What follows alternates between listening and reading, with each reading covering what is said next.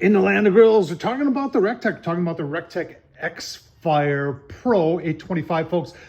If you're thinking about getting this grill, you might want to hold off a little bit. Watch this video. There's going to be some upcoming videos as I talk more to Recteq about the issues that we're having with this particular grill right here. Maybe it's just this grill problem.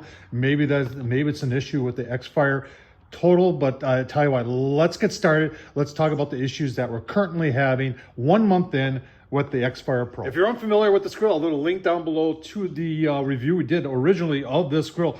Basically, this is two pellet grills in one. There's actually two burn pots, one there, one there. You have the Recteq PID controller right there, that if you're using this in smoke mode and you've got this, the whole thing is controlled from right here. It's off. You got grill mode, you got smoke mode. When you're in smoke mode, you're using only one burn pot and it's PID controlled. If you go to grill mode, then you've got this one here, and it's not PID at that point. It's just low, medium, high, and max. Now our issue is with actually starting the grill. We're having major issues with the igniters. Let's take a closer look. So I want to show you the burn pots. To get to the two burn pots, the one on this side, on the left side of the grill, is easily removable. You can pull it out like this, and it comes out like that. This one on this side, which has got that adaptive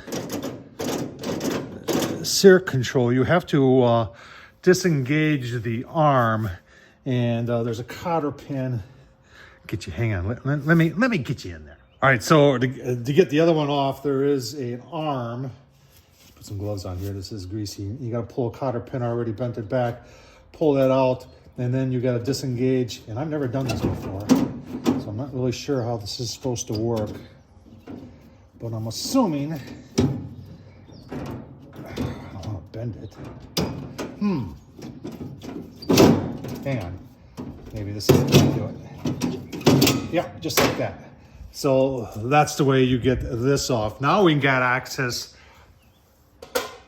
to both our burn pots. Let's take a closer look. I know this isn't the best shot here, but inside the burn pot, you can see the pellets there. Right next to the pellets, there's a little white rod. It's a ceramic igniter, and it's flush with the burn pot, and I've confirmed that that's correct.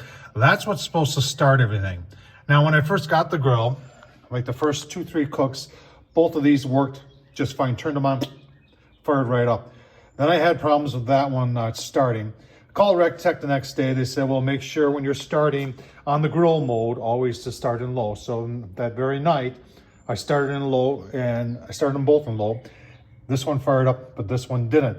Now, I've had the same issue kind of sort of with the igniter on the deluxe right there.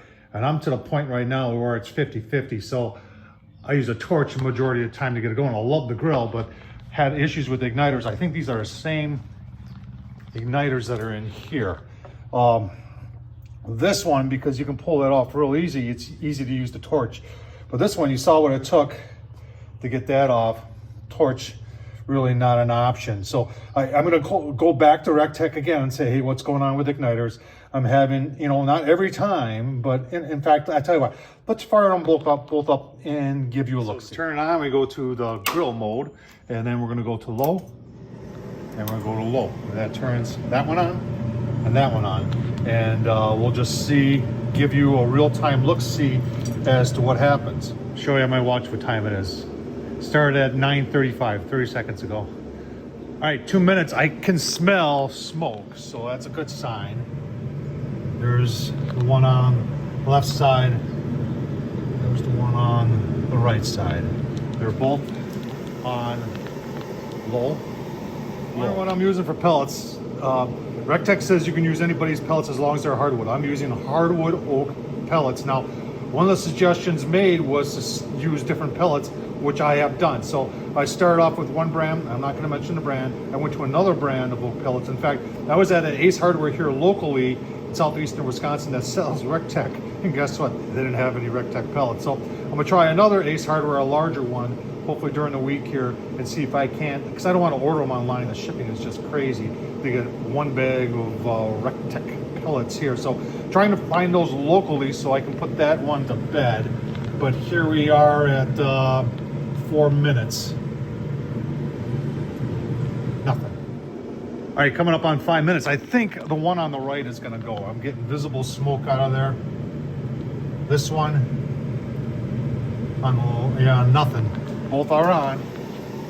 Low, low. All right, a little over 6 minutes. I believe this one's gonna go. Now, the funny thing about it is I used this grill last night and that one didn't go. But the one that you can't see that has no smoke coming out of it right now, that one did light. So, give you a look, see as how long it takes, but it looks like that one's gonna go today, but it didn't work yesterday. 7 minutes, I think we are, yep, right there, you can see it. So it took 7 minutes to get fire on that side. This side is still on, nothing. Just want to note, and I've had this almost every time, I get a lot of smoke out of this, out of the ashtray. All right, shut the grill down. This one's still smoking. This one, well, you can see them on pellets. It was obvious that that side was not going to start, but there's no, like I said, yesterday this one didn't start. Neither one of these started, but I've had times where this one starts, that one doesn't. That one's not a problem to start because I can just remove that and take a torch to it. But that side's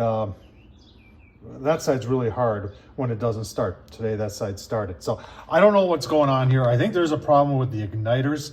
The Recteq isn't telling anybody about it. I'm gonna call them back and kind of go through this. Swapping out pellets, there is no pellet dump on this. So you either gotta take a shop vac them all out and throw them out more or less, or burn through them. But when you put this grill on high, remember there's only 10 pounds on each side. It doesn't take long to burn through them. So I'll give you an update on this next time I talk to Recteq, but at this point I'm starting to get pretty disappointed in the X-Fire.